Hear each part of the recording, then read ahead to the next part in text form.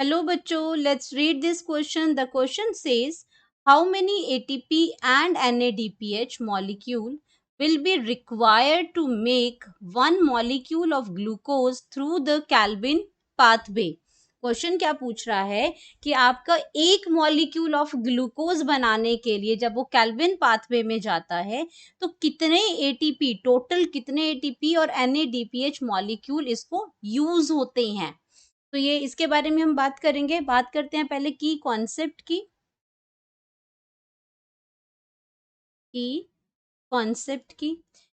तो यहाँ पे हम बात कर रहे हैं एटीपी और एनएडीपीएच मॉलिक्यूल्स की, जिसको हम यूज करते हैं रिडक्शन ऑफ, जब कार्बन डाइऑक्साइड की रिडक्शन होती है और ग्लूकोज मॉलिक्यूल बनता है।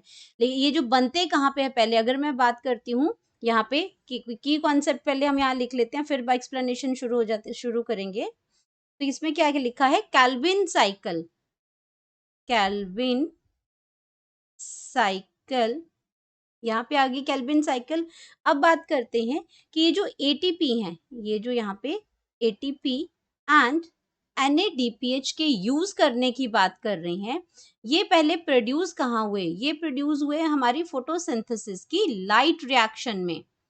लाइट रिएक्शन में प्रोड्यूस हुए, जो कि लाइट रिएक्शन आपकी क्या है, ये आपकी है light dependent reaction. Light dependent reaction है ये लाइट डिपेंडेंट रिएक्शन है हमारी। और ये क्या करती है, ये जो कैल्विन पाथवे है ये आपके डार्क रिएक्शन है। तो ये बनते लाइट रिएक्शन में है, लेकिन यूज ये कहाँ होते हैं, ग्लूकोज का मॉलिक्यूल बनाने के लिए इस डार्क रिएक्शन में होते हैं। डार्क रिएक्शन को कैल्विन साइकिल भी बोलते हैं, कैल्विन पाथवे भी बोलते हैं। तो इस डार्क रिएक्शन में क्या होता है, जब कार्बन डाइऑक्साइड एंटर करता है, इन डार्क रिएक्शन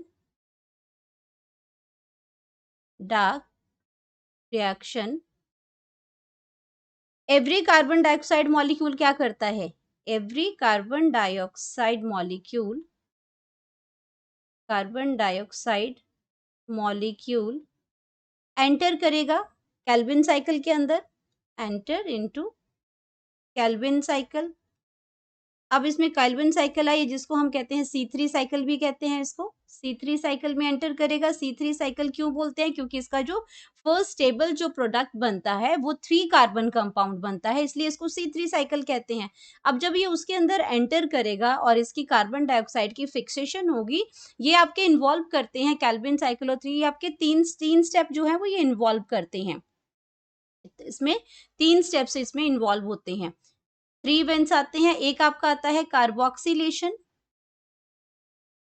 कार्बोक्सिलेशन आता है जब एटमॉस्फेयर से कार्बन डाइऑक्साइड एंटर करती है और ये कंबाइन करती है RuVP के साथ, राइबोलोज बिस फॉस्फेट के साथ ये कंबाइन करती है, तो उस स्टेप को हम कार्बोक्सिलेशन कहते हैं। उसमें कोई भी आपका एटीपी एनएडीपीएच यूज नहीं होता है।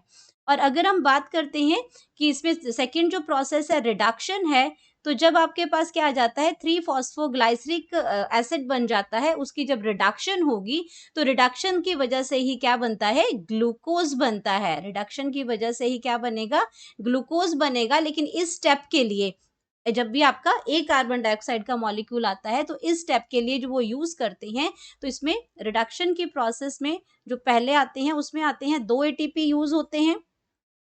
इसमें 2 एटीपी यूज करते हैं और साथ में 2 NADPH यूज होते हैं रिडक्शन की प्रोसेस में। ये कहाँ यूज हुए, रिडक्शन में। कार्बोक्सिलेशन में कुछ यूज नहीं होता है, वो सिंपली ऐड होती हैं। तो यहाँ पे आ गया रिडक्शन की प्रोसेस में। रिडक्शन की प्रोसेस में अब बात करते हैं, इसमें तीसरी स्टेप आती है रीजनरेशन की। रीजनरेशन की स्टेप में जब कार्बन डाइऑक्साइड रीजनरेट होती है, तो ये क्या करती है, ये वापस से क्या यूज करती है, रीजनरेशन के अंदर भी एक एटीपी मॉलिक्यूल क्या होगा, यूज होगा। एक एटीपी मॉलिक्यूल इस रीजनरेशन के लिए भी हमारा यूज हो जाएगा। तो टोटल अगर एक कार्बन डाइऑक्साइड मॉलिक्यूल एंटर करता है C3 साइकिल में, तो हमारे पास क्या आ जाएगा, टोटल हमारे पास क्या होता है, टोटल आ जाएगा इसमें 3 एटीपी, 3 ATP and 2 NADPH। हमारे पास ग्लूकोज क्या है, 6 कार्बन कंपाउंड है। अगर मैं ग्लूकोज की बात करती हूँ तो ग्लूकोज कितना है, 1, अगर एक मॉलिक्यूल की बात किया उन्होंने तो एक ग्लूकोज का मॉलिक्यूल है, 6 कार्बन कंपाउंड है ये, 1 मॉलिक्यूल ऑफ ग्लूकोज। तो इस साइकिल को 6 टाइम रिपीट करना पड़ेगा। ये तो आपकी क्या बन जाएगी, 1 साइकिल है, क्योंकि ये आपकी क्या है, 1 साइकिल है, क्योंकि एक कार्बन डाइऑक्साइड मॉलिक्यूल अंदर कर रहा है। लेकिन हमें 6 मॉलिक्यूल ऑफ ग्लूकोज के बनाने हैं, तो ये साइकिल को रिपीट करना पड़ेगा 6 टाइम। तो इसको हम सिंपली क्या करेंगे, जब एक में हमारे पास हमें पता है कि एक साइकिल के अंदर 3 एटीपी बनते हैं, तो हम क्या करेंगे उसको 3 इसमें, तो हम क्या करेंगे 6 से मल्टीप्लाई करेंगे, 6 इंटू 3 ए तो कितना बन गया हमारा, अगर हमें एक ग्लूकोज का मॉलिक्यूल बनाना है जो 6 कार्बन कंपाउंड है, तो हमें चाहिए इसमें टोटल 18 एटीपी मॉलिक्यूल्स चाहिए हमें।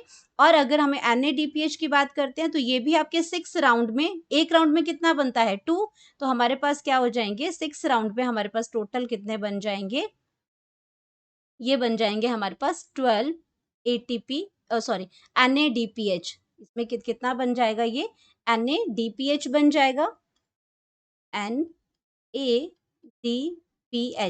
तो ये आपका 12 NADPH बन जाएगा। और यही हमारा क्या है, आंसर है कि एक मॉलिक्यूल, 1 मॉलिक्यूल ग्लूकोज को बनाने के लिए कितने एटीपी यूज होते हैं।